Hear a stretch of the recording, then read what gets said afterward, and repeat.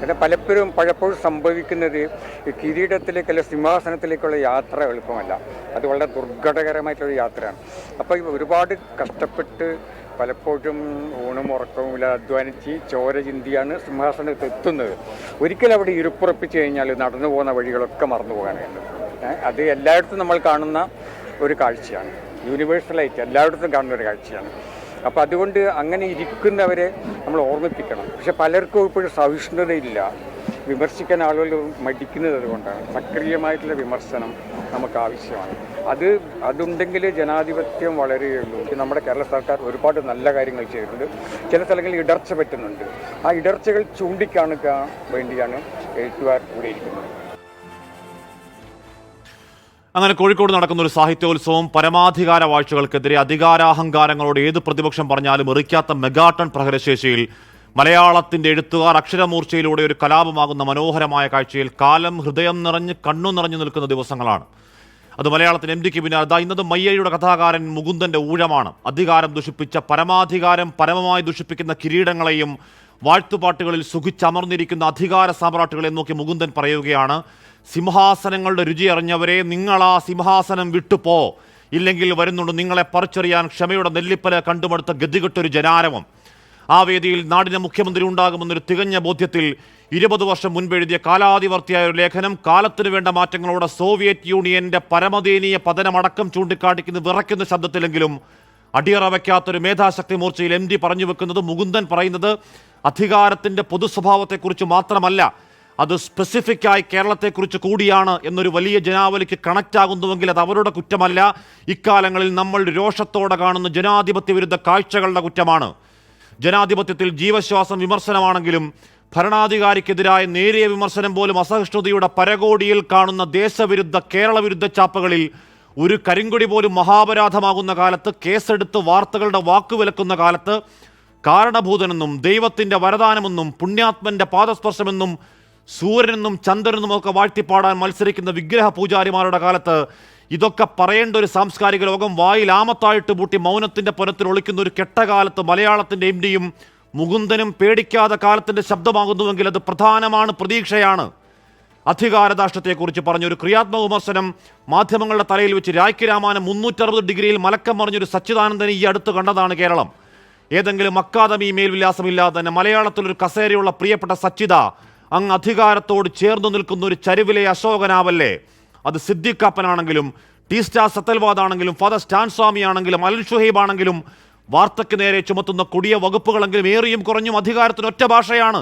അത് തികഞ്ഞ ഇടതുപക്ഷ ബോധ്യത്തിൽ ഇടതുപക്ഷ ചരിത്രങ്ങൾ പറഞ്ഞ് കരുത്തോടെ തിരുത്താൻ ശ്രമിക്കുന്ന വാക്കിന്റെ ഇടതുപക്ഷത്തിന് 100 ചുകപ്പൻ അഭിവാദ്യങ്ങൾ. ലാൽ സലാം. പ്രിയ പ്രേക്ഷകർക്ക് എൻകൗണ്ടറിലേക്ക് സ്വാഗതം.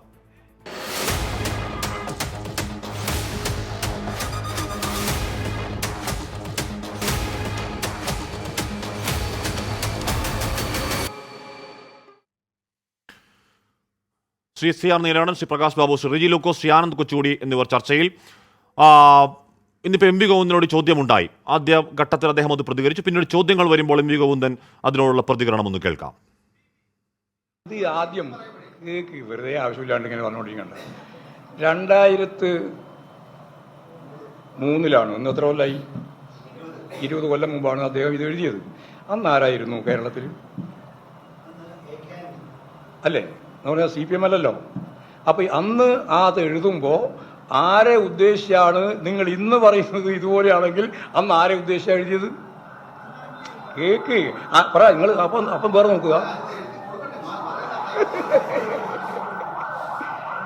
അന്ന് 2003 ഇത് എഴുതുമ്പോ ആരെ ഉദ്ദേശിച്ചാണ് എഴുതിയതെന്ന് അത് പറ. അത് ഉത്തരം പറഞ്ഞിട്ടാകുമ്പോൾ ഞാൻ പറയാം. ആരെയാ? ആന്റണിയെ ഉദ്ദേശിച്ചിട്ടാണല്ലേ? ഉറപ്പല്ലേ? അങ്ങനെ വിചാരിക്കണ്ട. നിങ്ങൾക്ക് ഉറപ്പുണ്ടോ? നിങ്ങൾക്ക് ഉറപ്പുണ്ടോ? നിങ്ങൾക്ക് ഉറപ്പില്ല അല്ലേ? നിങ്ങൾക്ക് അന്ന് ഉറപ്പില്ല, ഇപ്പൊ നിങ്ങൾക്ക് ഭയങ്കര ഉറപ്പാണ്. ഇത് പിണറായിനെ സംബന്ധിച്ചും CPM-നെ പറ്റിയാണ് പറഞ്ഞത് എന്ന് ഇപ്പൊ നിങ്ങൾക്ക് നല്ല ഉറപ്പും, 2003 AK ആന്റണിയെ പറ്റിയാണ് പറഞ്ഞത് എന്നുള്ളതിന് ഉറപ്പില്ലാതിരിക്കുകയും ചെയ്യുന്നത് വർഗപരമാണ്. സി ആർ നീലകണ്ഠൻ ഇവിടെ എം ഡി അല്ല ആര് പറയുന്നതും ജാഗ്രതയോടെ കേൾക്കുമെന്നും ഒരു പൊതുപ്രസ്താവന ആദ്യം നടത്തിയെങ്കിലും പിന്നീട് ചോദ്യങ്ങളിലേക്ക് വന്നപ്പോൾ ഇപ്പോൾ കേട്ടതുപോലെ 2003 ആന്റണി വർഗസമരം എന്നൊക്കെ പറഞ്ഞ് ഡിഫെൻഡ് ചെയ്യുകയാണ് പാർട്ടി സംസ്ഥാന സെക്രട്ടറി. ഔട്ട്റൈറ്റ് IP ജയരാജൻ പറയുന്നത് പോലെ അത് മോദിയെപ്പറ്റി മാത്രമാണ് എന്ന് പറഞ്ഞില്ലെങ്കിലും ഇനി പരസ്യമായി പറഞ്ഞില്ലെങ്കിൽ കൂടിയും എം ഡിയും മുകുന്ദനും ഒക്കെ പറയുന്നതിൽ ഒരാത്മപരിശോധനയ്ക്ക് അത് ചെയ്യേണ്ടവർ ചെയ്യുമെന്ന് ഇനിയും കരുതാൻ സമയമായോ CR? അല്ല, അവിടെ തന്നെയാണ് ഇതിലിപ്പോ ഇത് കേരള ഗോവിന്ദ മാഷ് ഇന്ന് കുറച്ച് പുറകോട്ട് വന്നിട്ടുണ്ടെന്ന് ഞാൻ വിചാരിക്കുന്നു. ഇത് എല്ലാവരെയും പറ്റിയുമാണ്, എല്ലാ ഭരണാധികാരികളെ പറ്റിയുമാണ് എന്ന് പറയുമ്പോൾ അതിൽ പിണറായി വിജയൻ പെടില്ല എന്ന് അദ്ദേഹം പറയുന്നില്ല, പറയാതെ പറയുന്നുണ്ടെങ്കിലും. ഒന്നാമത്തെ കാര്യം, EMSനെ മാതൃകയാക്കണം എന്ന് പറയുമ്പോൾ അത് മോഡിക്കോ AK ആന്റണിക്കോ അല്ല, അത് കൃത്യമായും ആർക്കാണ് 1957 മന്ത്രിസഭയുടെ തുടർച്ചയാണ് എന്ന് പറഞ്ഞ ആർക്കാണ് അത് വരേണ്ടതെന്ന് പറയണം.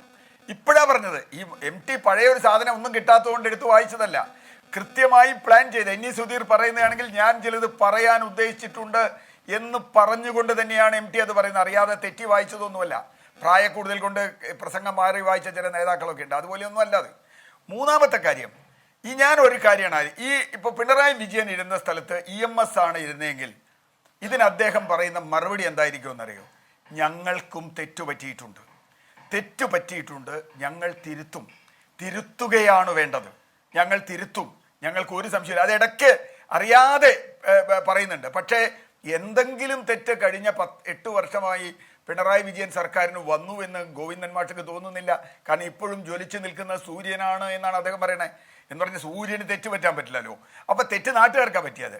അപ്പം കഴിഞ്ഞ 8 വർഷമായി ഇവിടെ ഭരിക്കുന്ന ആൾക്ക് ഒരു തെറ്റും പറ്റിയിട്ടില്ല എന്ന് തന്നെയാണ് ഇന്നും പറഞ്ഞുകൊണ്ട് അവിടെയാണ് യഥാർത്ഥത്തിൽ ഞാൻ ഓർക്കുന്ന ഒരു കാര്യം ഹാഷ്മി, പണ്ടല്ല 1977 രാജൻ കേസ് പുറത്തു വന്ന കാലത്ത് അടിയന്തരാവസ്ഥയിൽ മുഖ്യമന്ത്രിയായിരുന്ന അച്യുതമേനോനെ സ്റ്റേജിൽ ഇരുത്തിക്കൊണ്ട് മഹാകവി വൈലോപ്പിള്ളി ഒരു കവിത ചൊല്ലി. മിണ്ടുക മഹാമുനെ എന്നാണ് ആ കവിതയുടെ പേര്. വേറൊരു സന്ദർഭത്തെക്കുറിച്ചാണ് പറയുന്നത്. പക്ഷേ മിണ്ടുക മഹാമുനെ എന്ന് പറയുന്ന ആരോടാ? എന്നിട്ട് അച്യുതമേനോന്റെ മുഖത്തേക്ക് ഒരു നോട്ടം. ഞാനന്ന് വിദ്യാർത്ഥിയാണ്, ഞാനന്ന് SFIയിൽ പ്രവർത്തിക്കുന്ന വിദ്യാർത്ഥിയാണ്. ആ നോട്ടം ഞങ്ങളൊക്കെ ആകെ കൈയടിച്ച് തരിച്ച് ആഘോഷിച്ചു പോയി. കാരണം അദ്ദേഹത്തിൻ്റെ രണ്ടുപേരുടെയും സുഹൃത്തായ ഈശ്വര വാര്യർ പലവട്ടം പോയി അച്യുതമേനോനെ കണ്ടിട്ടും ഒരു വാക്ക് മിണ്ടിയില്ല, എൻ്റെ മകൻ എവിടെ പോയി എന്ന്. കേരളത്തിൻ്റെ മുഖ്യമന്ത്രിയായിരുന്നു അച്യുതമേനോൻ. അതിൽ പശ്ചാത്തപിച്ചിട്ടുണ്ട്, തനിക്ക് തെറ്റുപറ്റിയെന്ന് പറഞ്ഞിട്ടുണ്ട്, അതൊക്കെ വേറെ കാര്യം. അത് അദ്ദേഹത്തിൻ്റെ ഹ്യൂമിലിറ്റിയാണ്. അവിടെയാണ് EMSനെ പോലെയാകണം എന്ന് പറയുന്നത്. ഇവിടെ ഇപ്പോൾ ഇന്നലെ മിനിയാന്നൊക്കെ എന്താ കേട്ടെ? ജയരാജന്മാർ ഓരോന്ന് പറയുന്നു, വേറെ ചെരുവിൽ വേറെ പറയുന്നു, അത് പറയുന്നു, ഇത് പറയുന്നു. പക്ഷേ NS മാധവനോ ഇടതുപക്ഷത്തോടൊപ്പം നിൽക്കുന്ന NS മാധവനും സാറ ടീച്ചർ അടക്കമുള്ള ആളുകൾ എത്ര കൃത്യമായി കാര്യം പറഞ്ഞു. കാരണം ഇവിടെ ബംഗാളിൽ ഇതേപോലെ മഹേശ്വരാദേവിയും അപർണ സെന്നും ശംഖോ ഘോഷും അടക്കമുള്ള ആളുകൾ ഇതുപോലെ കൃത്യമായി പറഞ്ഞിട്ട് അത് അവഗണിച്ച സംഗതി. അത് തന്നെയാണ് ഫാസിസത്തിനെതിരെ ഏറ്റവും വലിയ പുസ്തകം എഴുതിയ, ഫാസിസത്തിന്റെ ആൾക്കൂട്ട മനഃശാസ്ത്രം എഴുതിയ വില്യം റീഹിനെയാണ് ഇദ്ദേഹം ഉദ്ധരിച്ചത്. വില്യം റീഹിനെയാണ് MT ഉദ്ധരിച്ചതെന്ന് ഓർക്കുക. മാക്സിം ഗോർക്കിയാണ്, ചെക്കോവിനെയാണ്. ലെനിൻ പറഞ്ഞത് എനിക്ക് ഏറ്റവും ഇഷ്ടപ്പെട്ട എഴുത്തുകാരൻ ചെക്കോവാണോ ടോൾസ്റ്റോയി ആണോ എന്ന് സംശയമുണ്ടോ എന്നാണ്. എന്ന് പറഞ്ഞാൽ ലെനിൻ മഹാനായി കരുതിയ ചെക്കോവിനെ ഉദ്ധരിച്ചുകൊണ്ടാണ് മാക്സിം ഗോർക്കി പറഞ്ഞത്. പിന്നെ എന്താ സോവിയറ്റ് യൂണിയനിൽ സംഭവിച്ചത് നമുക്കറിയാലോ. അപ്പൊ പ്രശ്നം ഇത് കൃത്യമായ മുന്നറിയിപ്പാണ്. അത് മയ്യഴിയുടെ കഥാകാരനാണെങ്കിലും നമ്മുടെ നാലുകെട്ടിന്റെ കഥാകാരനാണെങ്കിലും ഈ മുന്നറിയിപ്പ് ഇടതുപക്ഷത്തിന് തന്നെയാണ്. വേറൊരു കാര്യം കൂടി ഉണ്ട് ഹാഷ്മി, ഇത് വലതുപക്ഷത്തോട് പറഞ്ഞിട്ട് വലിയ കാര്യമൊന്നുമില്ല. ഇപ്പൊ BJPയോട് ഇത് പറഞ്ഞിട്ട് വല്ല കാര്യമുണ്ടോ? EMSനെ നോക്കണം, EMSനെ മാതൃകയാക്കണമെന്ന് മോഡിയോടോ അല്ലെങ്കിൽ ഇവിടെയുള്ള BJPക്കാരോടോ ഇനി കോൺഗ്രസ്സുകാരോടോ പറഞ്ഞിട്ട് വല്ല കാര്യമുണ്ടോ? അപ്പൊ ഇടതുപക്ഷം ആദ്യം മനസ്സിലാക്കേണ്ടതാ, ഇത് ഞങ്ങളോടാണ്, ഞങ്ങൾ തിരുത്തേണ്ടതാണ്, പ്രതിപക്ഷത്തെ ബഹുമാനിക്കണം. ഒരു കാര്യം കൂടി അദ്ദേഹം പറഞ്ഞു, തിരുത്താൻ ഒരു മഹാരഥന്മാരും തയ്യാറല്ല. ആ മഹാരഥന്മാരിൽ മുഖ്യമന്ത്രി പെടുമോ? അതോ അദ്ദേഹം മഹാരഥനും അല്ല, ഒന്നുമല്ല എന്ന് പറയുമോ? അതോ അദ്ദേഹത്തിന് പ്രത്യേകിച്ച് ഒന്നുമില്ല, അദ്ദേഹം തിരുത്തില്ല എന്ന് പറയുമോ? ഇപ്പം നമ്മൾ കുറെ കാലമായി കാണുന്നു, അത് മാവോയിസ്റ്റുകളെ വെടിവെച്ച് കൊല്ലുന്നതാണെങ്കിലും അലൻ താഹമാരോടുള്ള പെരുമാറ്റമാണെങ്കിലും പ്രതിപക്ഷത്തോടുള്ള പെരുമാറ്റമാണെങ്കിലും മാധ്യമപ്രവർത്തകരോടുള്ള പെരുമാറ്റമാണെങ്കിലും നമ്മൾ കാണുന്നു. അതിനോട് നോക്കിയാണ് MT പറഞ്ഞത്. അത് തന്നെയാണ് മുകുന്ദൻ ആവർത്തിച്ചത്. അത് തന്നെയാണ് ശ്രീജി ലൂക്കോസ്. ഇപ്പോൾ ഈ മുകുന്ദൻ എന്ന് പറയുന്നത് ഇടതുപക്ഷത്തോട് എക്കാലവും ചേർന്ന് നിന്ന ഒരു മനുഷ്യനാണ്, ഒരു എഴുത്തുകാരനാണ്. ഇടതുപക്ഷത്തോട് എന്ന് പറഞ്ഞാൽ ഒന്നുകൂടി സ്പെസിഫിക് ആയി പറഞ്ഞാൽ പിണറായി വിജയനോട് ഒന്നുകൂടി അടുത്ത് നിന്ന ആളാണ്. എന്ന് പറഞ്ഞാൽ VSന്റെ കാലത്ത്, VS ജനപ്രിയനായി നിൽക്കുന്ന കാലത്ത് കാലഹരണപ്പെട്ട പുണ്യാളൻ എന്ന് VSനെ വിളിച്ച് അന്നെന്തായിരുന്നു കുറ്റം? അന്ന് അദ്ദേഹം എവിടെയോ കഞ്ചാവ് വേട്ടയ്ക്ക് പോയപ്പോൾ ബൂട്ട്സ് ഇട്ട് പോയി എന്നൊക്കെയുള്ള കുറ്റങ്ങൾ ചൂണ്ടിക്കാട്ടി കാലഹരണപ്പെട്ട പുണ്യാളൻ എന്ന് VSനെ വിളിച്ചുകൊണ്ട് പ്രതീക്ഷ പിണറായി ആണെന്ന് പറഞ്ഞുകൊണ്ട് ചേർന്ന് നിന്ന ആളാണ് ആ ചേർന്ന് നിന്ന ആളെന്ന് പറയുകയാണ് ഇടതുപക്ഷം നല്ല കാര്യം ചെയ്ത് ശരിയാണ്, പക്ഷേ ഇടർച്ചകൾ ഉണ്ടാകുന്നു. ആ ഇടർച്ചകൾ സാഹിത്യകാരന്മാർ ചൂണ്ടിക്കാണിക്കുകയാണ്. ഇതിനപ്പുറം ഈ MDയും മുകുന്ദനും ലീലാവതിയും MK സാനുമാഷും അടക്കമുള്ളവർ ചൂണ്ടിക്കാണിക്കുന്നത് മറ്റാരെയുമല്ല ഈ സർക്കാരിനെ തന്നെയാണ് എന്നതിന് വേറെ ബോധ്യങ്ങൾ ആവശ്യമുണ്ടോ റെജി ലൂക്കോസ്?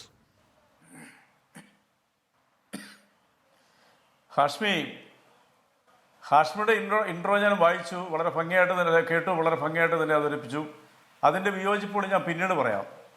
അതായത് മുകുന്ദനെ പോലെ നിങ്ങൾ MDയെ വക്രീകരിച്ച് സംസാരിച്ചു. ഞാൻ ആ ചർച്ചയിൽ ഉണ്ടായിരുന്ന ഒരാളാണ്. മുകുന്ദൻ പറഞ്ഞത് എന്താണ്? സിംഹാസനത്തിൽ എത്തിക്കഴിഞ്ഞാൽ പിന്നെ അവിടെ നിന്ന് ഇറങ്ങിപ്പോകാൻ ബുദ്ധിമുട്ടാണ്. അതായത് ഉദ്ദേശം അത് തന്നെയാണ്, ഇറങ്ങിപ്പോകാൻ ബുദ്ധിമുട്ടാണ്. സിംഹാസനത്തിലേക്ക് എത്തുക എന്ന് പറയുന്നത് വളരെ ദുർഘടമായിട്ടുള്ള യാത്രയാണ്. എന്നാൽ രക്തം നാം തിരിച്ചറിയണം. ഇന്ന് അല്ല, പിന്നീടുള്ള അദ്ദേഹത്തിന്റെ വാചകം എന്താണ് നിങ്ങൾ മനസ്സിലാക്കണം. നിങ്ങളത് മുറിച്ചുകൊണ്ടാണ് ഈ സംസാരിക്കുന്നത്. തെരഞ്ഞെടുപ്പ് വരുന്നു, നാം രക്തം തിരിച്ചറിയണം. നിയമസഭാ തെരഞ്ഞെടുപ്പല്ലോ വരുന്നത് പാർലമെന്റ് തെരഞ്ഞെടുപ്പാണ്. പത്രക്കാരെ അദ്ദേഹം അതിനുശേഷം കണ്ടപ്പോൾ അദ്ദേഹത്തിനോട് ചോദിച്ചു, മാധ്യമപ്രവർത്തകർ വലിയ പ്രതീക്ഷ ചോദിച്ചു, ഈ ഇടതുപക്ഷ അല്ലെങ്കിൽ പിണറായി വിജയനോ അല്ലെങ്കിൽ കേരളത്തിൻ്റെ CPM എന്ന് പറയുന്ന രാഷ്ട്രീയ പ്രസ്ഥാനത്തിൻ്റെ നേതൃത്വത്തെയൊക്കെ എന്തെങ്കിലും അദ്ദേഹം പറയുമെന്നുള്ള പ്രതീക്ഷ ചോദിച്ചപ്പോൾ അദ്ദേഹം പറഞ്ഞൊരു മറുപടി ഉണ്ട്. അദ്ദേഹം പറഞ്ഞത് എന്താണ്? ഞാൻ പറഞ്ഞത് വളരെ വ്യക്തമാണ്. സിംഹാസനത്തിലേറി കഴിഞ്ഞാൽ ജനങ്ങളെ മറക്കുന്നു, കിരീടം പോലെയാണ്, അത് താഴെ വെക്കാൻ ബുദ്ധിമുട്ടാണ്. എന്നാൽ അപ്പോൾ വീണ്ടും ചോദിച്ചപ്പോൾ അദ്ദേഹം പറഞ്ഞു, ഇന്ന് ഇന്ത്യയിൽ നടക്കുന്നത് അതാണെന്ന് പറഞ്ഞു, കേരളത്തിൽ നടക്കുന്നത് ആണെന്ന് ബഹുമാനപ്പെട്ട ഒന്നും പറഞ്ഞില്ല. ഞാൻ താങ്കളെ തുടക്കത്തിലേക്ക് കേൾപ്പിച്ചു. മുകുന്ദൻ പറഞ്ഞതിന്റെ ഏറ്റവും ഒടുവിൽ അദ്ദേഹം പറഞ്ഞിട്ട് ഈ എന്താണ് അടുത്ത പരിപാടിയിലേക്ക് അദ്ദേഹം പോകുന്നത് ഇങ്ങനെയാണ്: ഈ സർക്കാർ നല്ല കാര്യങ്ങൾ ചെയ്തില്ല എന്ന് പറയുന്നത് നല്ല കാര്യങ്ങൾ ചെയ്യുന്ന സർക്കാരാണ്, ഇടർച്ചകൾ ഉണ്ടാകുന്നുണ്ട്, ആ ഇടർച്ചകളെ ചൂണ്ടിക്കാണിക്കുകയാണ് സാഹിത്യകാരന്മാർ എന്ന് പറഞ്ഞാൽ അത് മോദിയെ ഉദ്ദേശമാണോ? ഇന്ത്യയെ എന്താണ് അത് കേന്ദ്രത്തെ ഉദ്ദേശിച്ച് പറയുകയാണെന്നാണോ ശ്രീ റെജി ലൂക്കോസ്? അല്ലെങ്കിൽ കേന്ദ്രത്തെ മാത്രം ഉദ്ദേശിച്ച് പറയുകയാണെന്നാണോ? അല്ല, മുകുന്ദൻ, ബഹുമാനപ്പെട്ട സാഹിത്യകാരൻ മുകുന്ദൻ എടുത്തു പറഞ്ഞ രണ്ട് കാര്യങ്ങൾ, അത് ഹാഷ്മി തർക്കിച്ചാലും ലോകത്തിലെ മലയാളി മുഴുവൻ കേട്ടത്. രണ്ട് കാര്യങ്ങൾ സ്പെസിഫൈ ചെയ്ത് പറഞ്ഞു. തെരഞ്ഞെടുപ്പ് വരുന്നു, നാം രക്തത്തെ തിരിച്ചറിയണം. കിരീടധാരികൾ കിരീടം താഴെ വെക്കാനായിട്ട് ബുദ്ധിമുട്ടാണ്, അവർ ജനങ്ങളെ മറക്കുന്നു, ഏകാധിപതികളെ പോലെ പെരുമാറുന്നു.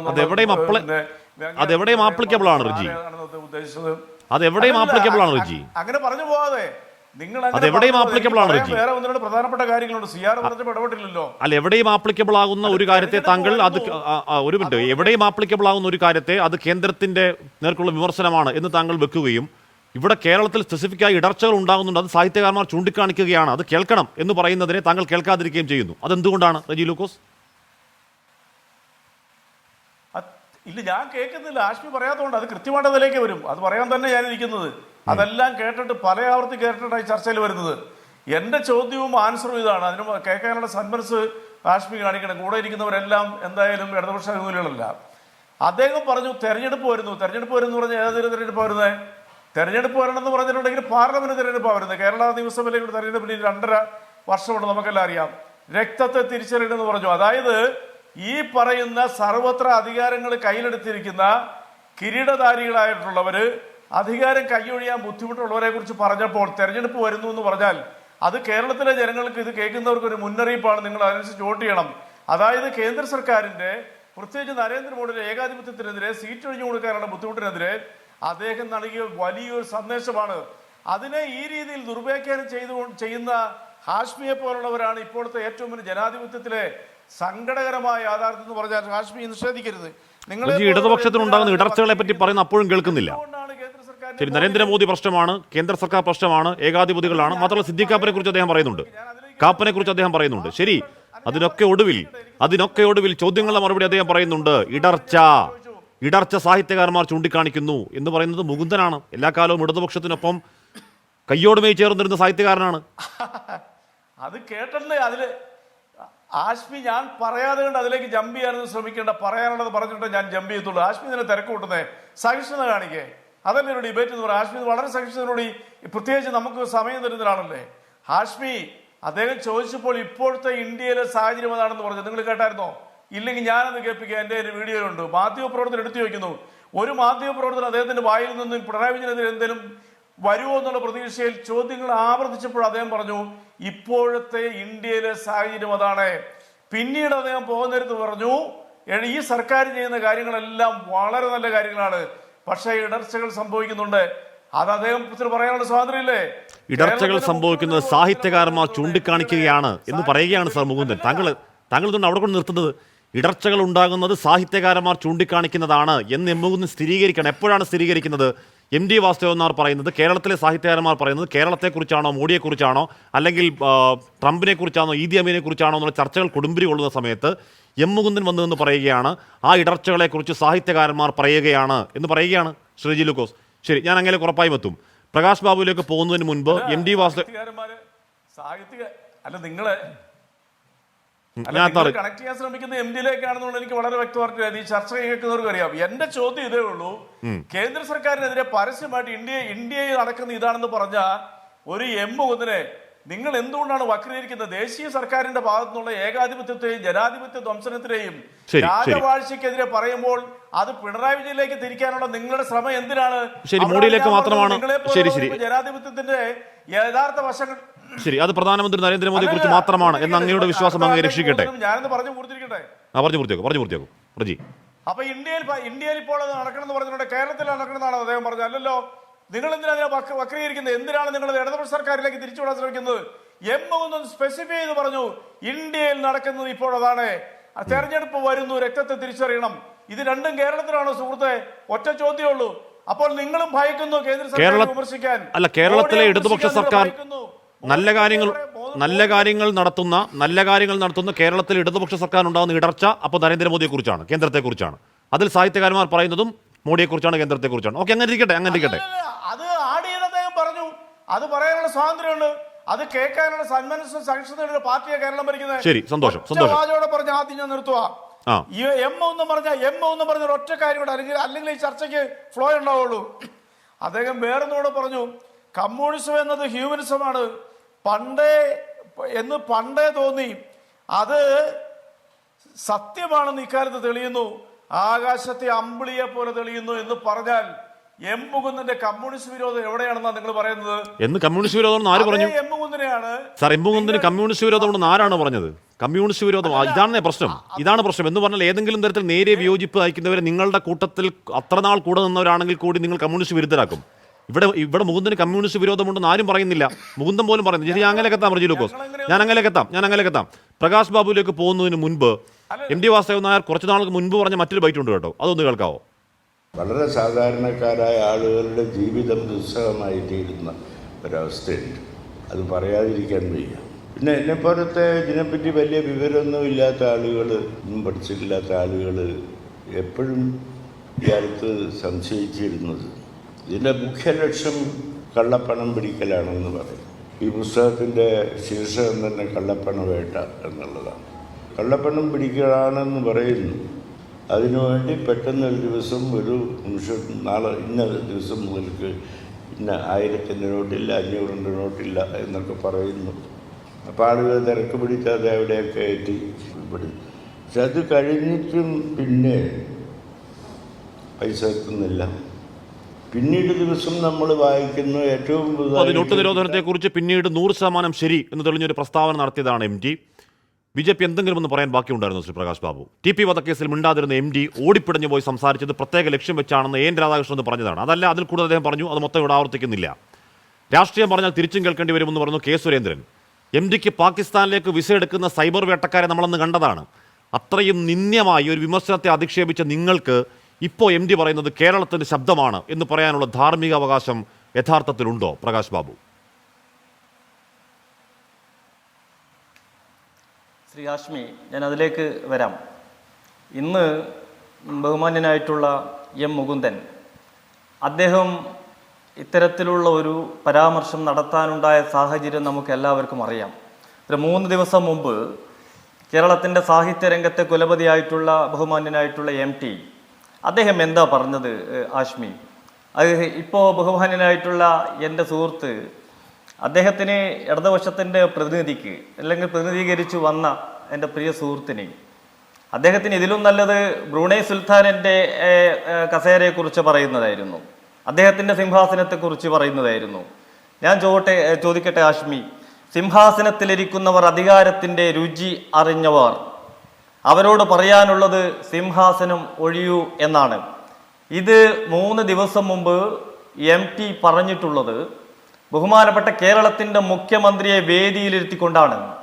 ഇത് കേരളത്തിലെ 3.5 കോടി ജനങ്ങളും കേരളത്തിൻ്റെ പൊതുസമൂഹവും പ്രത്യേകിച്ച് ഇടതുപക്ഷത്തിൻ്റെ ഒരു അംശമെങ്കിലും അതിൽ വിശ്വസിക്കുന്നവർ പറയാൻ ശ്രമിച്ചിട്ടുള്ള ഒരു ഉപദേശമാണ് മുഖ്യമന്ത്രിയെ സ്റ്റേജിലിരുത്തിക്കൊണ്ട് അദ്ദേഹം വന്ന് പറഞ്ഞിട്ടുള്ളത്.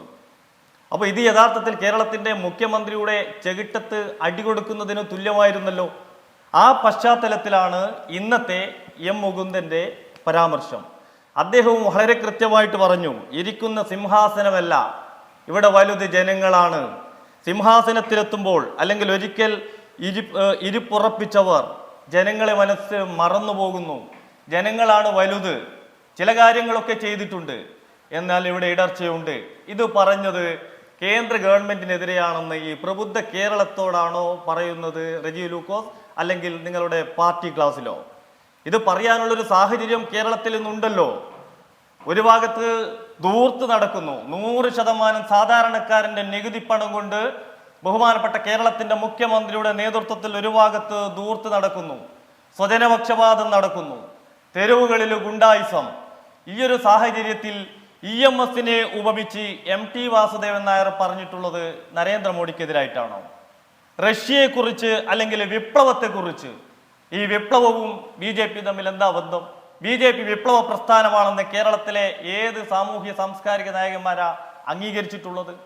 EMSനെ BJP അനുകരിക്കുന്നു എന്ന് ഏത് സാംസ്കാരിക നായകന്മാരാ? അപ്പൊ ഇതൊക്കെ EMSനെ കുറിച്ച് അദ്ദേഹത്തെ അനുകരിക്കണം.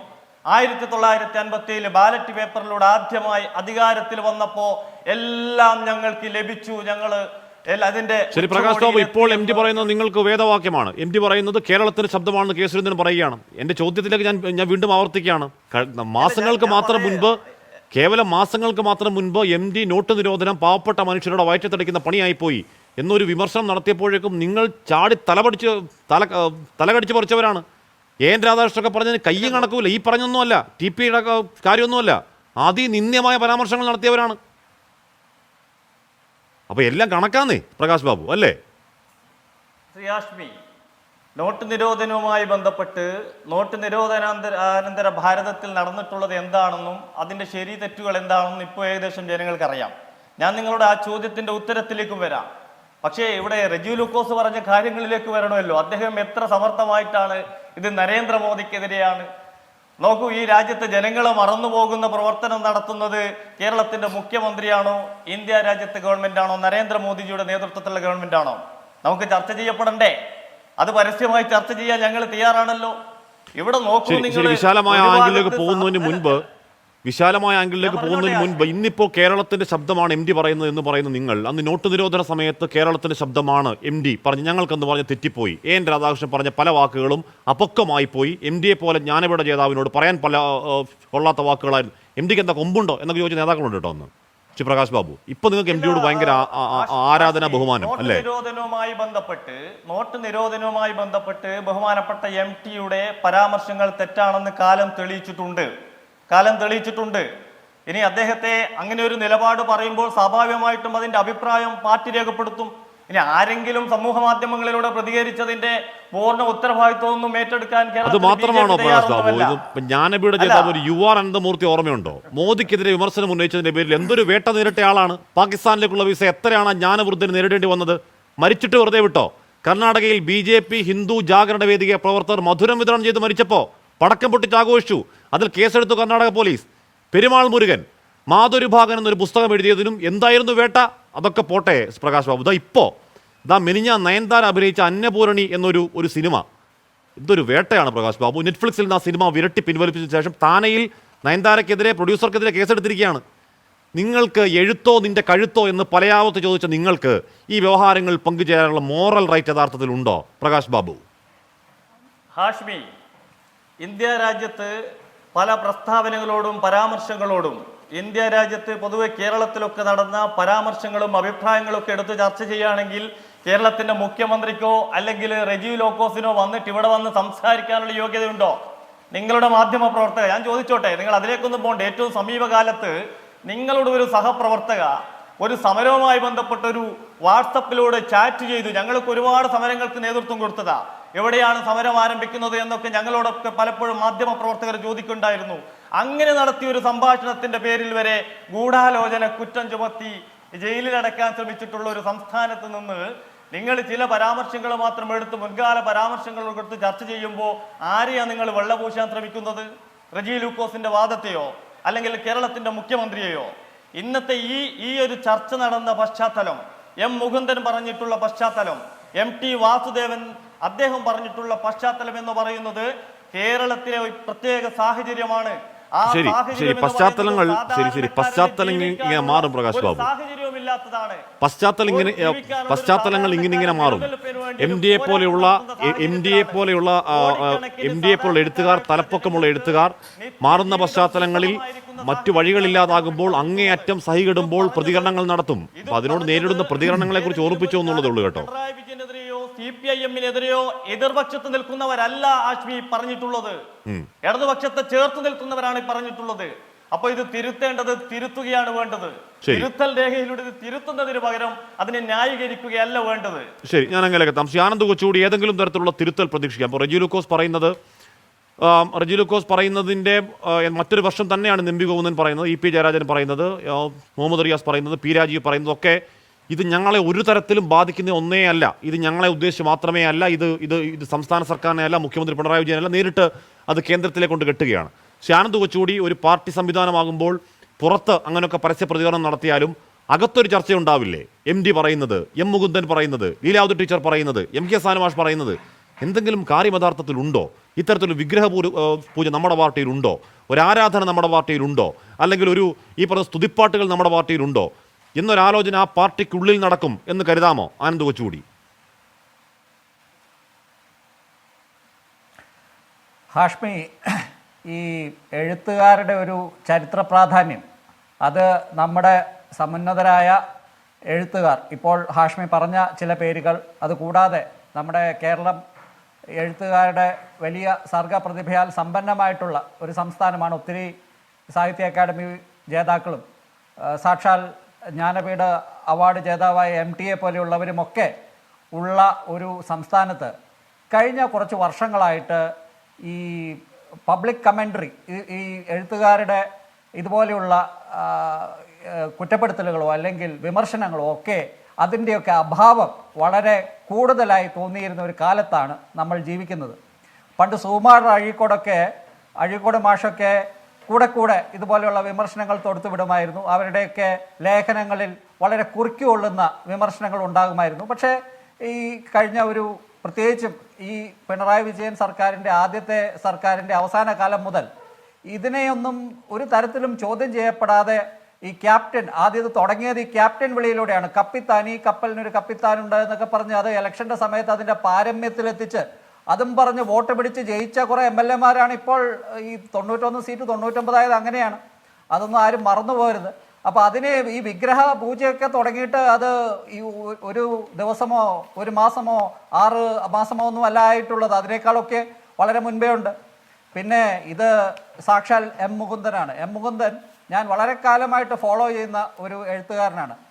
ഈ അടുത്ത കാലത്താണ് അദ്ദേഹത്തിൻ്റെ, ഹാഷ്മി വായിക്കാറുണ്ടോ എന്നറിയില്ല, മാതൃഭൂമിയുടെ വാരാന്ത്യ പതിപ്പിൽ അദ്ദേഹത്തിൻ്റെ ഒരു മെമ്മോർ കുറേ ആഴ്ചകളായിട്ട് പ്രസിദ്ധീകരിക്കുന്നുണ്ട്. അതിൽ അദ്ദേഹം പറയുന്നുണ്ട്, ഈ എംബസിക്കാലം എന്ന് പറയുന്ന അദ്ദേഹത്തിൻ്റെ ആ അനുഭവക്കുറിപ്പുകളിൽ അദ്ദേഹം പിണറായി വിജയനെ കൃത്യമായി വിമർശിക്കുന്നുണ്ട്. ഇവിടെ ഇപ്പോൾ നമ്മുടെ നാട്ടിൽ ഇതൊക്കെ വായിക്കുന്നവർ കുറയുന്നത് കൊണ്ടാണോ എന്നറിയില്ല, ഇതിനെ കണക്ട് ചെയ്ത് ആരും ഇന്ന് ചാനലുകളിലൊന്നും ഇത് പറഞ്ഞു കേട്ടില്ല. 3-4 ആഴ്ച മുമ്പാണ് കോഴിക്കോട് തന്നെ അവിടെ പ്രസ് ക്ലബിൻ്റെ അവാർഡ് ദാന ചടങ്ങിൽ M മുകുന്ദൻ തന്നെ കേരളത്തിലെ ഇടതുപക്ഷ സർക്കാരിനെ വിമർശിക്കുന്നത്. ഇവിടെ മൂലധന ശക്തികൾ ഈ കൺസ്യൂമറിസം എന്ന വിഷയത്തിൽ ഇപ്പോൾ ഇടതുപക്ഷമോ വലതുപക്ഷമോ എന്ന് നമുക്ക് തിരിച്ചറിയാനാകുന്നില്ല. ഇടതുപക്ഷ വ്യതിയാനത്തെക്കുറിച്ച്, ഈ വലതുപക്ഷ വൽക്കരണത്തെക്കുറിച്ച് അദ്ദേഹം വളരെ ഡീറ്റെയിൽ ആയിട്ട് അന്ന് പറഞ്ഞതായിട്ട് ഞാൻ ഓർക്കുന്നു. അന്ന് ആരും അത് ശ്രദ്ധിക്കുകയുണ്ടായില്ല. കാരണം M മുകുന്ദൻ വളരെ കാലമായിട്ട് ഇടതുപക്ഷത്തിൻ്റെ സഹയാത്രികനാണ്, ഫെലോ ട്രാവലറാണ്. ഇടതുപക്ഷത്തിൻ്റെ എന്ന് പറയാൻ പാടില്ല. 2008 അദ്ദേഹം VS അച്യുതാനന്ദനെതിരെ ഉൾപാർട്ടി വിഭാഗീയതയുടെ സമയത്ത് വി എസ് അച്യുതാനന്ദനെതിരെ ദിനോസറുകളുടെ കാലം എന്നൊക്കെ പറഞ്ഞ് കഥകളൊക്കെ എഴുതി അദ്ദേഹത്തെ ഈ പിണറായി വിജയന്റെ ഒരു പക്ഷത്ത് ചേർന്ന് നിന്ന് പിണറായി വിജയനാണ് ശരി എന്ന് പറയുന്ന ഒരു രീതി അവലംബിച്ച ഒരു എഴുത്തുകാരനാണ് എം മുകുന്ദൻ. 2019 കഴിഞ്ഞ ഇലക്ഷന്റെ സമയത്ത് കൊല്ലത്ത് നിന്ന് ഇറങ്ങുന്ന പ്രഭാതരശ്മി TKM ഗ്രൂപ്പിന്റെ മാസികയാണ്.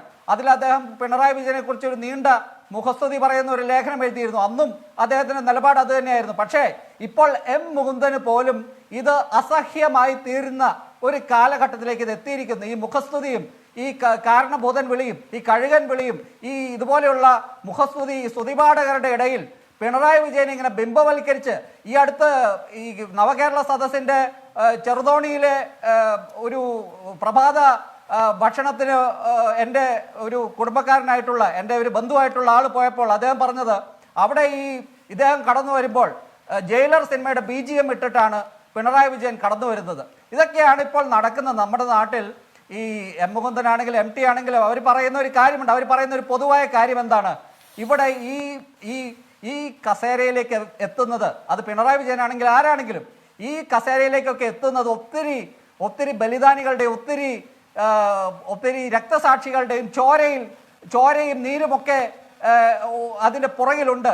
ആ കസേരയിൽ എത്തിക്കഴിയുമ്പോൾ അവർ രാജാക്കന്മാരായി മാറുന്ന ഈ കാഴ്ച, ബാക്കി എല്ലാവരും പ്രജകൾ, ഇവിടെ സാധാരണക്കാർക്ക് പൊതുജനങ്ങൾക്ക് വിലയില്ലാതാകുന്ന അവസ്ഥ, അതിനെക്കുറിച്ചൊക്കെയാണ് ഇവിടെ MT ആണെങ്കിലും ഇവിടെ എം മുകുന്ദനാണെങ്കിലും ഇപ്പോൾ വിലപിക്കുന്നത്. എം മുകുന്ദന്റെ കാര്യത്തിൽ കുറച്ചുകൂടി പറഞ്ഞാൽ അദ്ദേഹത്തിന്റെ ഈ വിലാപത്തിൽ ഞാൻ പല കാര്യങ്ങൾ ഓർത്തെടുക്കുകയാണ്. പണ്ട് മാധവിക്കുട്ടി മരിച്ചപ്പോൾ എം മുകുന്ദൻ എഴുതിയിട്ടുണ്ട്, ചില കാലങ്ങളിൽ എനിക്ക് തന്നെ എൻ്റെ നിയന്ത്രണം നഷ്ടപ്പെടും, എന്നിലെ കലാപകാരി ഉണർന്നു വരും എന്നന്ന് എം മുകുന്ദൻ എഴുതിയിരുന്നു.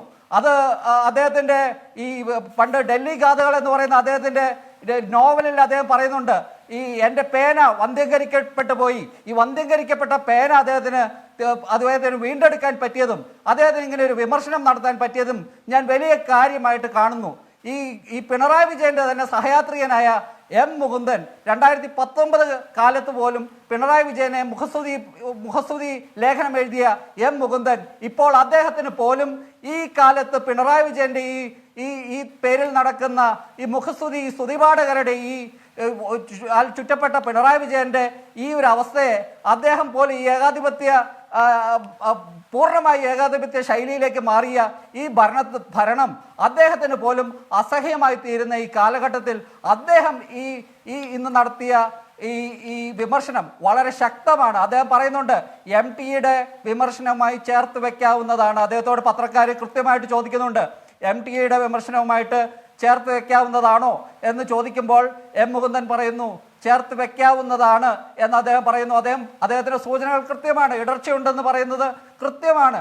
ഇത് പാർട്ടിയുടെ ഉന്നത നേതാക്കൾ എന്തായാലും ചർച്ച ചെയ്യും. ഇന്ന് ഇടതുപക്ഷ സഹയാത്രികർ മാത്രമാണ് ചാനൽ ചർച്ചകളിൽ വരുന്നത്. അവരുടെ നേതാക്കൾ വന്ന് അതിന്റെ ക്യാപ്സ്യൂളുകൾ വിതരണം ചെയ്യുന്നില്ല എന്നത് തന്നെ ഒരു സൂചനയാണ്. പാർട്ടി ഇത് കൃത്യമായി വളരെ സീരിയസ് ആയി ചിന്തിക്കുമെന്ന്, കൂലങ്കഷമായി ചിന്തിക്കുമെന്ന്. പക്ഷേ അപ്പോഴും ഇതിൽ നീ പറയുന്ന അമിതാധികാര പ്രയോഗത്തിന്റെ സൂചനകൾ വന്നു തുടങ്ങിയിട്ട് നാൾ കുറച്ചായെന്നേ, കുറേ അധികം നാളെ. ഇപ്പം നവകേരള യാത്രയല്ല അത്, ഇപ്പം അതിനിടയിൽ നടന്ന പോലീസ് നായാട്ടല്ല, അതിനു മുൻപ് സമരങ്ങളെ ഭീകരവൽക്കരിക്കുന്ന, പരിസ്ഥിതിവാദികളെ ഡിസ്ക്രെഡിറ്റ് ചെയ്യുന്ന, മാധ്യമങ്ങളെ ഇല്ലാതാക്കാൻ ശ്രമിക്കുന്നു, അങ്ങനെ ഒരു വർഷങ്ങളുള്ള ഒരു നീണ്ട ചരിത്രമില്ലേ? ആ ചരിത്രത്തിൽ എവിടെയും ഈ സാഹിത്യ മേഖലയിൽ സാംസ്കാരിക മേഖലയിൽ നിന്ന് ഒരു കനപ്പെട്ട ശബ്ദം ഇതുവരെ ഉണ്ടായില്ല. അതിനൊരു MD വേണ്ടി വന്നു എന്ന് പറഞ്ഞാൽ വയോധികനായ ഈ പറയുന്ന വിറയ്ക്കുന്ന ശബ്ദത്തിൽ പോലും അദ്ദേഹത്തിൻ്റെ ശബ്ദത്തിന് അദ്ദേഹത്തിൻ്റെ ബോധത്തിന് ഒരു ഇടർച്ചയും ഇല്ലാത്തൊരു MD വേണ്ടി വന്നു അതിന് തുടക്കമിടാൻ എന്ന ഒരു സംഗതി അവിടെ നിൽക്കുമ്പോൾ തന്നെ MD പറഞ്ഞത്, എം മുകുന്ദൻ പറയുന്നത് കേരളം സജീവമായി ഏറ്റെടുത്ത് ചർച്ച ചെയ്യപ്പെടുന്നു എന്നുള്ളത് നമ്മുടെ ജനാധിപത്യം സചേതനമാണ് എന്നതിൻ്റെ ഒരു ശുഭസൂചന കൂടിയാണ്. CR തീർച്ചയായിട്ടും ഞാൻ വീണ്ടും ഒരു വൈലോപ്പിള്ളിയുടെ തന്നെ ഒരു ഉദാഹരണം പറയുന്നു. കാരണം ഇടതുപക്ഷത്ത് നിൽക്കുകയും പന്തങ്ങളും അതുപോലെയുള്ള വലിയ വിപ്ലവകരമായ കവിതകൾ എഴുതുകയും ചെയ്ത ഏറ്റവും വാറ്റിക്കുറുക്കി പറയുന്ന വൈലോപ്പിള്ളി, അദ്ദേഹം ഒരു കവിത എഴുതുന്നുണ്ട്, അഭിവാദനം. എപ്പോഴാണ് കവിത എഴുതുന്നതെന്നറിയോ? 1959 EMS ഗവൺമെന്റിനെ അടിച്ചു താഴ്ത്തി അദ്ദേഹത്തെ പുറത്താക്കി വരുമ്പോൾ EMSന് അഭിവാദനം ചെയ്യുന്നതാ. അതിൽ അദ്ദേഹം പറയുന്നുണ്ട്, വാമനനാണ് അടിച്ചു താഴ്ത്തിയത്, മഹാബലിയാണ് അങ്ങ്. പക്ഷെ ഒരു കാര്യം അദ്ദേഹം പറയുന്നുണ്ട്, നിങ്ങൾ അധികാരത്തിൽ വന്നപ്പോൾ ഇവിടെ കുറെ പേർ മാനവരെല്ലാവരും ഒന്നുപോലെയായി എന്ന് പറഞ്ഞു. പക്ഷെ അക്കൂട്ടത്തിൽ ഞങ്ങൾ കവികളില്ല, ഞങ്ങൾ കവികൾ നന്മതൻ മറുപുറം കാണുന്നവർ എന്നാണ് പറയുന്നത്. നന്മതൻ മറുപുറം കാണുന്നവർ, അതിൻ്റെ എല്ലാ അർത്ഥത്തിലും കാണുന്നവർ. അഭിവാദനം എന്ന കവിതയെക്കുറിച്ച് EMS പറഞ്ഞിട്ടുണ്ട്. കാരണം അദ്ദേഹം പറഞ്ഞു ഞങ്ങൾക്ക് തെറ്റുപറ്റിയിട്ടുണ്ടെങ്കിൽ തിരുത്തും. ഒരു വാക്ക് ഇപ്പൊ റെജി ലൂക്കോസിനെ പറയാലോ, അദ്ദേഹം പാർട്ടിയുടെ ഔദ്യോഗിക വക്താവൊന്നുമല്ലല്ലോ. ഇതുപോലെയുള്ള മനുഷ്യർ പറയുന്ന കാര്യങ്ങളിൽ തെറ്റുണ്ടെങ്കിൽ ഞങ്ങൾ തിരുത്താൻ തയ്യാറാണ്, തിരുത്തും, ഞങ്ങൾ ആലോചിക്കും. അതിനു പകരം ഇത് മോഡിക്കാണ് അല്ലെങ്കിൽ വേറെ ആർക്കാണെന്ന് പറയാൻ പറ്റുമോ? ഞാൻ EMSനെ കുറിച്ച് പറഞ്ഞു, വീണ്ടും പറയുന്നു. ഇദ്ദേഹം പറഞ്ഞത് MT പറഞ്ഞ കാര്യം ഇവിടെ വളരെ പ്രസക്തമാവുകയാണ്. തനിക്ക് വലിയ തെറ്റുപറ്റി സാഹിത്യത്തെ പറ്റി എന്ന് പെരുമ്പാവൂർ സമ്മേളനത്തിൽ EMS പറഞ്ഞത് അത് MT കോട്ട് ചെയ്യുന്നുണ്ട്. വില്യം റീഹിനെ കോട്ട് ചെയ്യുന്നുണ്ട്. എന്താ വില്യം റീഹ്? അവിടെയാണ് വില്യം റീഹ് എന്ന് പറയുന്നത് ഒരു കാലത്ത് ഹിറ്റ്ലറുടെ ഫാസിസത്തെ കൃത്യമായി കണ്ട് അതിനെതിരെ പുസ്തകം എഴുതിയ വില്യം റീഹ് ഫാസിസത്തിന്റെ സ്വഭാവം വെച്ചുകൊണ്ടാണ് ഹിറ്റ്ലറെ വിമർശിച്ച അതേ സ്വരത്തിലാണ് സ്റ്റാലിനും കമ്മ്യൂണിസ്റ്റ് പാർട്ടിക്ക് മുന്നറിയിപ്പ് നൽകുന്നത്. പിന്നീട് ചരിത്രം അങ്ങനെയായില്ലേ? സ്റ്റാലിൻ ഏകാധിപതി എന്ന് തന്നെയല്ലേ ലോകത്ത് ബഹുഭൂരിപക്ഷ ആളുകളെന്ന് കരുതുന്നത്? അങ്ങനെയല്ലേ സോവിയറ്റ് യൂണിയൻ മാത്രമല്ല, എല്ലാ സ്ഥലത്തും കമ്മ്യൂണിസ്റ്റ് പാർട്ടി ഇടതുപക്ഷത്തിന് തകർച്ചയുണ്ടായെങ്കിൽ അത് സോവിയറ്റ് യൂണിയൻ ആണെങ്കിലും റുമേനിയ ആണെങ്കിലും അല്ലെങ്കിൽ പോളണ്ട് ആണെങ്കിലും ഇപ്പോൾ ബംഗാൾ ആണെങ്കിലും വേറെ ആരെങ്കിലും ഒന്നും കുറ്റം പറയണ്ട. ആഭ്യന്തരമായി ഈ ജനാധിപത്യം ഇല്ലാതാവുന്നു. ആ ജനാധിപത്യം തിരിച്ചു കൊണ്ടുവരണം എന്നാണ് MT പറഞ്ഞത്. മറ്റേ ആളുകൾ എന്താ പറയാത്ത എന്നുള്ളത്. ഇപ്പൊ നേരത്തെ ഹാഷ്മി ഇൻട്രോയിൽ പറഞ്ഞല്ലോ, സച്ചിദാനന്ദ മാഷ് എൻ്റെ മാഷാണ്. അദ്ദേഹം ഒരിക്കലും അറിയാതെ പറഞ്ഞുപോയി ഇനിയൊരു ഭരണം ഇടതുപക്ഷത്തിന് കിട്ടല്ലേ എന്ന്. പിന്നെ അദ്ദേഹം പറഞ്ഞു ഞാൻ അങ്ങനെയല്ല പറഞ്ഞതെന്ന് പറഞ്ഞ് തിരിച്ചു. അതൊന്നും ഞാൻ അദ്ദേഹത്തെ കുറ്റം പറയുന്നില്ല. പലരും ചെരിഞ്ഞും വളഞ്ഞുമൊക്കെയല്ലേ നിൽക്കുന്നത്. സത്യം പറയാനുള്ള നാവില്ല. ന ഋഷി ന കവീന, ഒരു ഋഷിയായിരിക്കണം കവി. അതുകൊണ്ടാണ് അനന്തമൂർത്തി ആയാലും അല്ലെങ്കിൽ ലോകത്തുള്ള വലിയ എഴുത്തുകാരൊക്കെ നോക്കൂ, അവരൊരിക്കലും ഭരണകൂടത്തെ പിന്താങ്ങിക്കൊണ്ടല്ല സംസാരിച്ചിട്ടുള്ളത്. പക്ഷെ ഷേക്സ്പിയർ മുതൽ ഇങ്ങോട്ടെടുത്താൽ ഭരണാധികാരികളോട് ചോദ്യം ചെയ്യുന്നവരാണ്. അവരോട് പക്ഷേ ഇപ്പോൾ MT മുദ്രാവാക്യം എഴുതണ്ട. അപ്പോൾ ബാലേന്ദ്രൻ ചുള്ളിക്കാട് മുദ്രാവാക്യം എഴുതി. കവിതയൊക്കെ അവസാനിച്ചാൽ പിന്നെ മുദ്രാവാക്യമേ പറ്റുള്ളൂ, വേറെ ഒന്നും എഴുതാൻ പറ്റില്ല. കവിത അവസാനിച്ചിട്ട് കൊല്ലം കുറയും. പക്ഷെ MTയെ സംബന്ധിച്ചിടത്തോളം MTയുടെ ഉള്ളിലെ തീ അവിടെ നിൽക്കുകയാണ്. അത് വൈലോപ്പിള്ളി ആയാലും എടശ്ശേരി ആയാലും അതുപോലെയുള്ള കവികളൊക്കെ ആ തീ ഉള്ളിൽ വെച്ചിട്ടാണ് പറയുന്നത്. അങ്ങനെയുള്ള കവികൾ അന്യം നിന്ന് പോയിരിക്കുന്നു അവിടെ. പക്ഷേ അപ്പോഴും MT ഒരു പ്രതീക്ഷയാണ്, മുകുന്ദൻ ഒരു പരിധിവരെ പ്രതീക്ഷയുമാണ്. ശ്രീജു ലൂക്കോസ്, ഇവിടെ എന്താണ് അമിതാധികാര പ്രവണതയെക്കുറിച്ച്, വിഗ്രഹാരാധനയെക്കുറിച്ച്, വ്യക്തിപൂജയെക്കുറിച്ച്, എന്താണ് സ്തുതിഗീതങ്ങളെക്കുറിച്ചൊക്കെയുള്ള സാഹിത്യകാരന്മാരുടെ വിമർശനം ഉയരുമ്പോൾ ഇത് മോഡിയെക്കുറിച്ചാണ് നിങ്ങൾ പറഞ്ഞുള്ളൂ. പക്ഷേ അതിനു മുമ്പ് നിങ്ങളൊരു കാര്യം പറയണം. ഞങ്ങളുടെ പാർട്ടിയിൽ അങ്ങനെ അമിതാധികാര പ്രവണതകളില്ല. ഞങ്ങളുടെ പാർട്ടി ഭരിക്കുന്ന സർക്കാർ ആർക്കെതിരെ അനാവശ്യമായി കേസെടുക്കാറില്ല. ഞങ്ങളുടെ പാർട്ടി ഭരിക്കുന്ന സർക്കാർ മാധ്യമവേട്ട നടത്താറില്ല. മാധ്യമങ്ങൾക്കെതിരെ ഇല്ലാത്ത വകുപ്പുകൾ ചുമത്തി കള്ളക്കേസ് ഞങ്ങളുടെ സർക്കാർ എടുക്കാറില്ല. ഞങ്ങളുടെ പാർട്ടിയിൽ ഞങ്ങളാരും കാരണഭൂതനെന്നോ ഞങ്ങളാരും സൂര്യനെന്നോ ചന്ദ്രനെന്നോ അല്ലെങ്കിൽ പാദസ്പർശമെന്നോ അല്ലെങ്കിൽ ദൈവത്തിൻ്റെ വരദാനമെന്നോ ഞങ്ങളാരെയും വിളിക്കാറില്ല. അതുകൊണ്ട് ഇത് മോഡിയെ പറ്റിയാണ് എന്ന് നെഞ്ചിൽ കൈവച്ച് പറയാൻ കഴിയാത്ത എന്തുകൊണ്ടാണ് റജി ലൂക്കോസ്?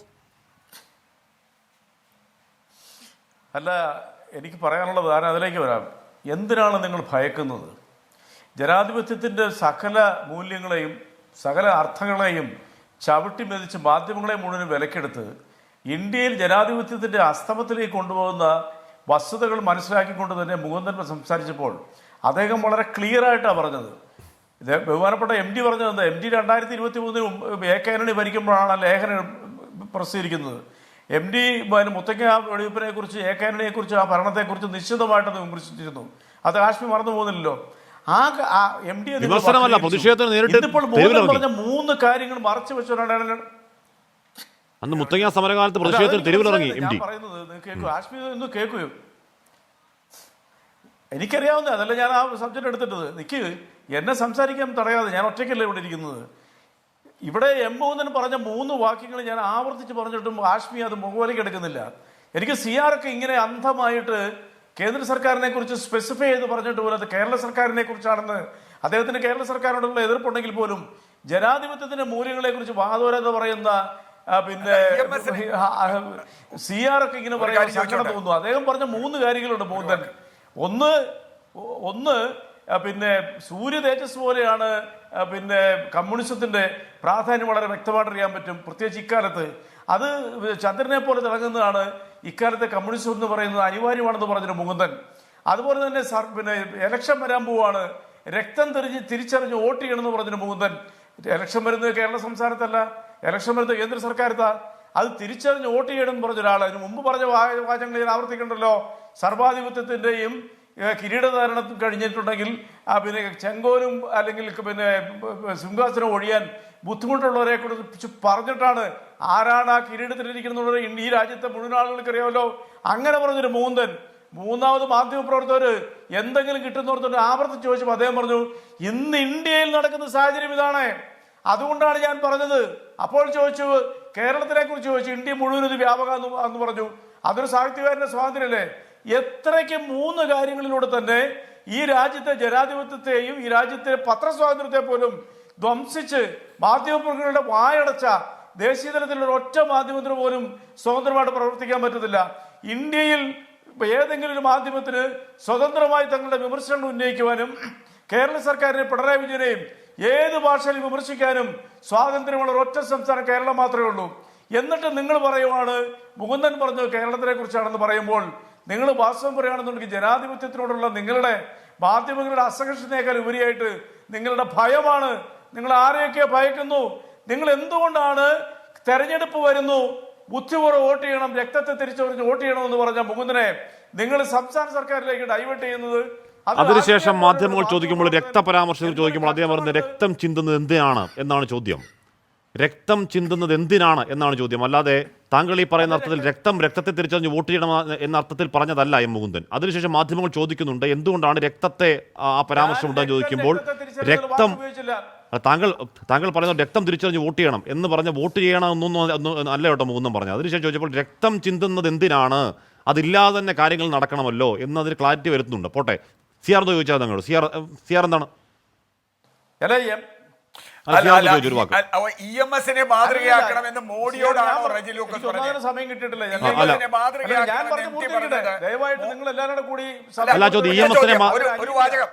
EMS-നെയും സോവിയറ്റ് യൂണിയൻ EMS-നെ മാതൃകയാക്കണമെന്ന് മോഡിയോടാണോ പറഞ്ഞത്? രക്തമാണ് EMS-നെ ഒരു വംശഹത്യ നടത്തിക്കൊണ്ട് 200-ൽ പരം ആളുകളുടെ രക്തം ഒഴുകി കഴിഞ്ഞു. ഇന്ത്യയിൽ എവിടെയെല്ലാം കൊലപാതകങ്ങൾ നടന്നു. ഞാൻ ചോദിക്കട്ടെ, നിങ്ങൾക്ക് ലജ്ജയുണ്ടോ? ഒരു ക്ഷേത്രത്തിന്റെ പ്രതിഷ്ഠയിൽ ശ്രീകോവിലകത്ത് ഇന്ത്യൻ പ്രധാനമന്ത്രി ഏതർത്ഥത്തിലാണ് കയറിയിരിക്കുന്നത്? നിങ്ങൾ ആരെങ്കിലും വിമർശിച്ചോ? നിങ്ങൾ ആരെങ്കിലും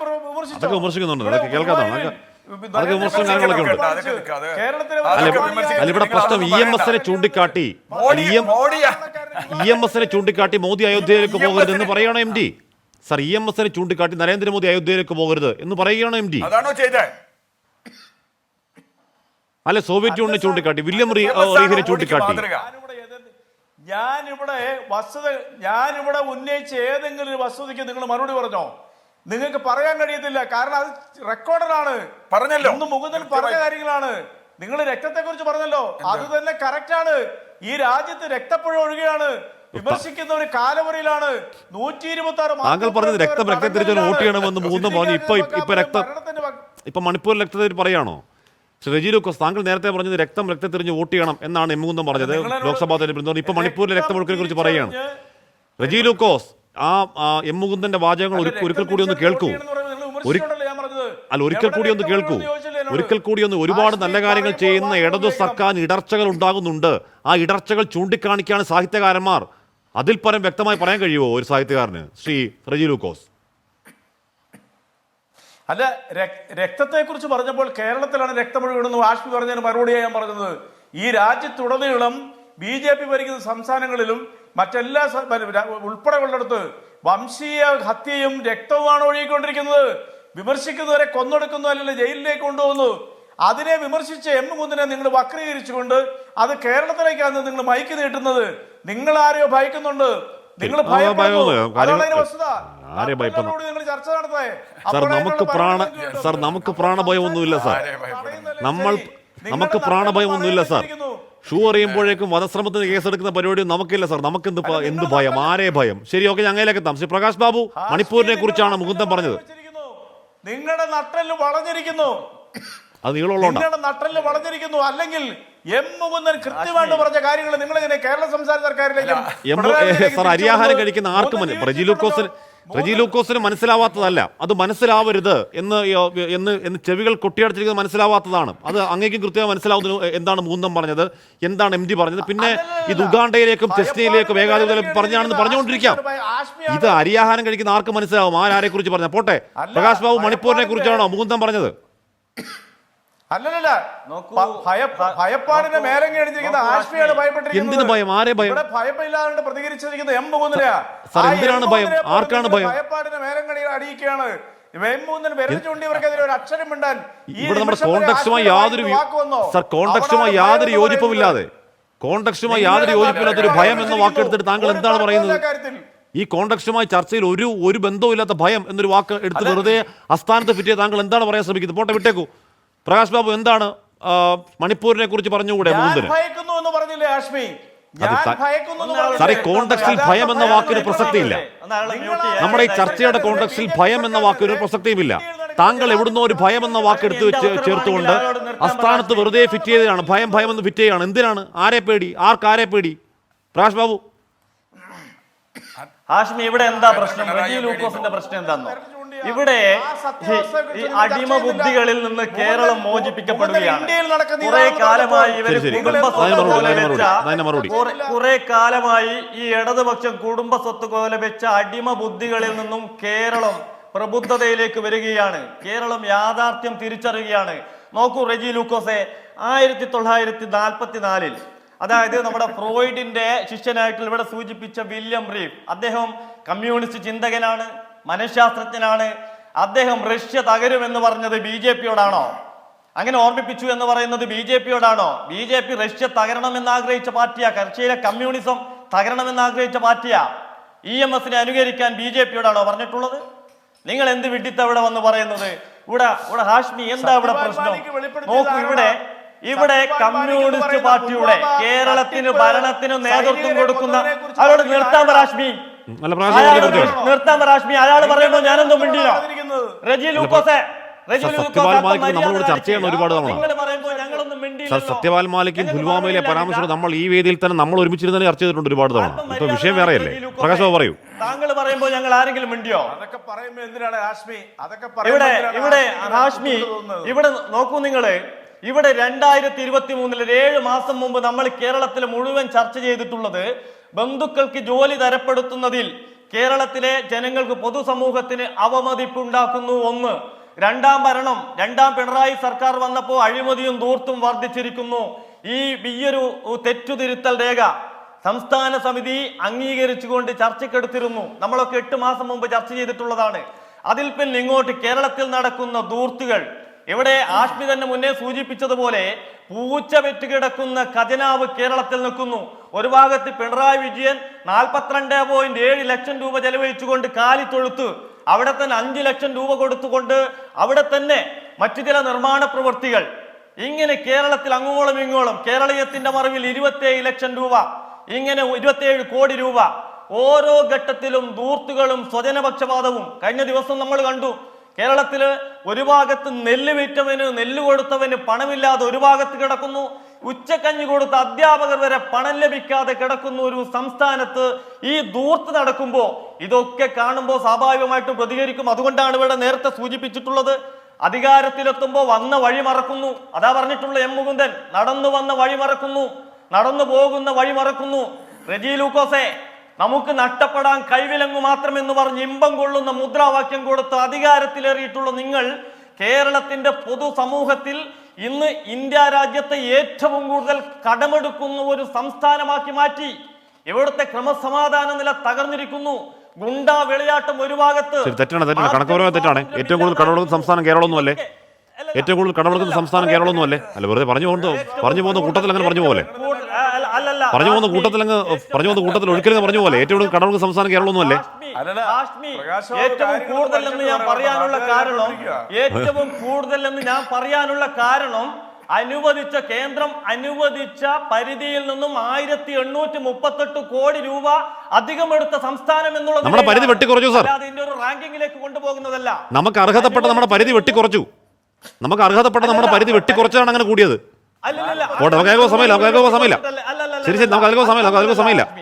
നമുക്ക് അർഹതപ്പെട്ട നമ്മുടെ പരിധി പോലും വെട്ടിക്കുറച്ചു. അനുവദിച്ച അനുവദിച്ച പരിധിയിൽ നിന്നും 1838 കോടി രൂപ അധികം എടുത്തു.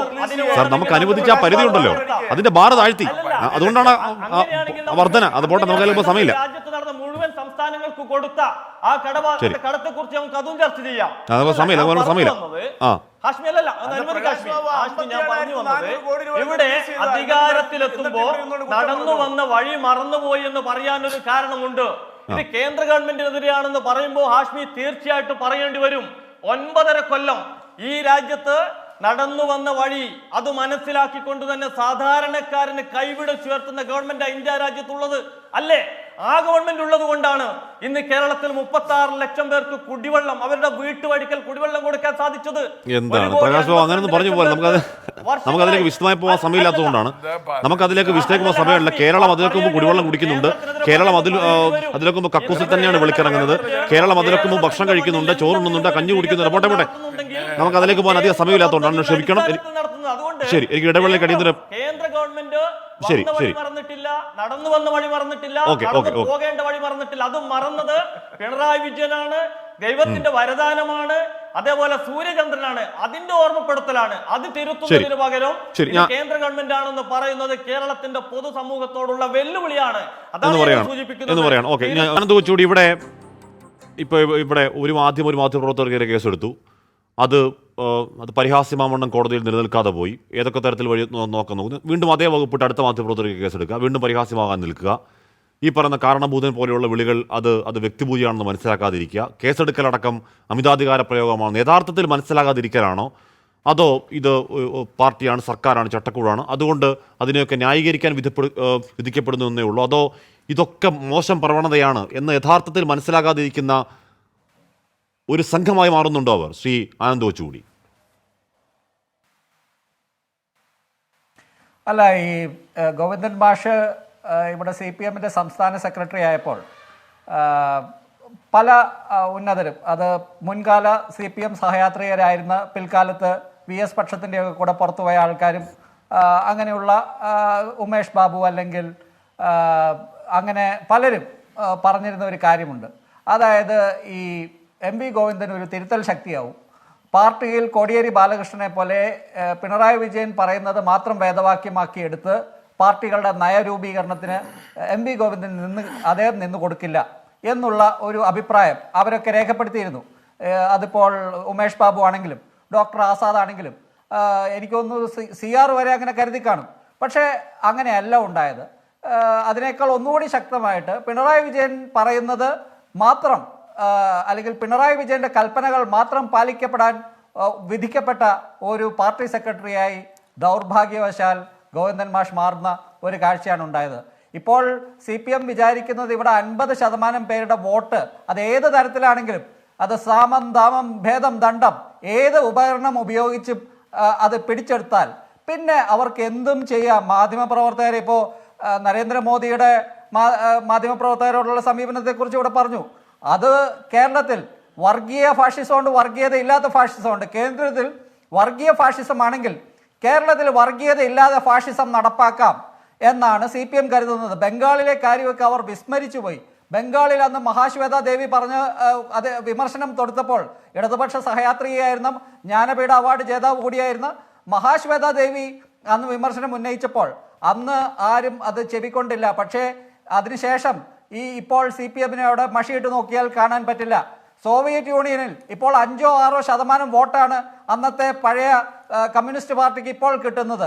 ഇനി കേരളത്തിലെ അവസ്ഥ ഇപ്പോഴെങ്കിലും ഇതുപോലെയുള്ള കേരളത്തിൻ്റെ കുലപതിയായിട്ടുള്ള MT വാസുദേവൻ നായർ, M മുകുന്ദനെ പോലെയുള്ള ആൾക്കാർ, കഴിഞ്ഞ ദിവസം T പത്മനാഭൻ മാതൃഭൂമിയിൽ മുൻ പേജിൽ തന്നെ കണ്ണൂര് ഒരു പ്രതിഷേധത്തെ നേരിട്ടതിനെക്കുറിച്ച് അദ്ദേഹം ദ്രൗപദിയുടെ വസ്ത്രാപഹരണത്തെ ആയിട്ട് താരതമ്യപ്പെടുത്തി എഴുതിയിരുന്നു. ഇതുപോലെയുള്ള വലിയ സ്റ്റാച്ചറുള്ള എഴുത്തുകാർ പറയുന്നതെങ്കിലും ഇപ്പോൾ CPM ഇത് കൂലങ്കഷമായി ചിന്തിച്ച് ഇതിനെ സീരിയസ് ആയിട്ട് എടുത്തില്ലെങ്കിൽ അവർക്ക് നല്ലത്. നമ്മുടെ അവസാന മിനിറ്റുകളാണ്. നമുക്ക് റെജി ലൂക്കോസിലേക്ക് ഒന്ന് പോകണം. കാര്യം എന്താണ്, റെജിയുടെ ഒറ്റയ്ക്കായതുകൊണ്ട് റെജി ലൂക്കോസ് പറഞ്ഞ് പൂർത്തിയാക്കും. അല്ല, എനിക്കിത്ര പറയാനുള്ളത്, ഇപ്പോൾ ഈ ചർച്ചയിൽ നിന്ന് തന്നെ ഒരു കാര്യം വളരെ വ്യക്തമായി കഴിഞ്ഞു. കേരളത്തിലും ഒരു അജണ്ട BJP-യുടെ RSS-ൻ്റെയും ഏതാണ്ട് ഇംപ്ലിമെന്റ് ചെയ്ത് കഴിഞ്ഞു. അതിന് ചില മാധ്യമങ്ങൾ വഴങ്ങിക്കൊടുത്തിരിക്കുന്നത് ഭയം കൊണ്ടാണോ മറ്റെന്താണെന്നോ നമുക്കറിയാം. ജനങ്ങൾ എങ്ങനെയാണ് വിശ്വസിക്കുന്നത്? അതായത് ഏത് ജനം വിശ്വസിക്കുന്നത്? ഏത് ജനമാണ് അങ്ങനെ വിശ്വസിക്കുന്നത്? CPM പാർട്ടി പ്രവർത്തകർ പോലും വിശ്വസിക്കുന്നത് റജി ലൂക്കോസിനെ യഥാർത്ഥത്തിൽ റജി ലൂക്കോസ് പോലും വിശ്വസിക്കുന്നില്ല. അങ്ങനെ യഥാർത്ഥത്തിൽ റജി ലൂക്കോസ് പോലും അങ്ങനെ കരുതുന്നില്ല. റജി ലൂക്കോസ് ഒരു വാദമുഖം ഉന്നയിക്കാൻ വേണ്ടി വെറുതെ പറയുന്ന ഒന്നുള്ളൂ. അങ്ങനെ ഒരു ജനവും കരുതുന്നില്ല, ഒരു പാർട്ടി പ്രവർത്തകരും കരുതുന്നില്ല. ഈ പറയുന്ന വിഗ്രഹാരാധനയും ഈ പറയുന്ന വ്യാജ സ്തുതിവാഴ്ത്തുപാട്ടൊക്കെ ഒന്നാം തരം കമ്മ്യൂണിസ്റ്റ് വിരുദ്ധ പണിയാണെന്ന് അറിയാവുന്ന നല്ല ഇടതുപക്ഷ ബോധ്യമുള്ള മനുഷ്യരുണ്ടെന്ന് അവരെ വില കുറച്ച് കാണിക്കല്ലേ? അവരെ വില കുറച്ച് കാണില്ലേ? നരേന്ദ്രമോദി എന്ന ഏകാധിപതിയെക്കുറിച്ച് പറയേണ്ട സമയത്ത് പറഞ്ഞ ആളാണെന്ന് ഞാൻ. സർ, പറയേണ്ട സമയത്ത് കൃത്യമായി പറഞ്ഞിട്ടുള്ള മാധ്യമപ്രവർത്തനം തന്നെയാണ് ഞാൻ. അടിയുറച്ച ബോധത്തിൽ പറയാൻ കഴിയും. അത് പിണറായിയെ പറ്റി പറയുമ്പോൾ മോദിയെ കുറിച്ച് പറഞ്ഞിട്ട് മാത്രമേ പറയാൻ പറ്റുന്നുണ്ടോ? സിആർ എന്താണ്? ശരി, സിആർ എന്താണ്? കേരള രാഷ്ട്രീയത്തിന് നൽകിയൊരു സംഭാവന സംവാദാത്മകതയാണ്. സംവാദാത്മകത ഇല്ലാതാക്കുക, ഞങ്ങളുടെ നേതാവ് ഒക്കെ ശരിയാന്ന് പറയുക, രാഷ്ട്രീയ ശരി. ഓക്കെ. എന്തായാലും പറഞ്ഞിരിക്കുന്നത് MD വാസുദേവൻ നായരെ പോലെ, M മുകുന്ദനെ പോലെ, ലീലാവതി ടീച്ചറെ പോലെ, MK സാനുമാഷെ പോലെയൊക്കെയുള്ള തലപ്പൊക്കമുള്ള കേരളത്തിന്റെ ധൈഷണിക തലപ്പൊക്കങ്ങളാണ്. ആരെക്കുറിച്ചാണ് പറയുന്നതെന്ന് പറഞ്ഞവർക്കും അറിയാം, അത് കേട്ടവർക്കും അറിയാം. ആത്മപരിശോധന നടത്തുമെങ്കിൽ അത്രയും നല്ലത്. എൻകൗണ്ടർ പൂർണ്ണമാവുന്നു.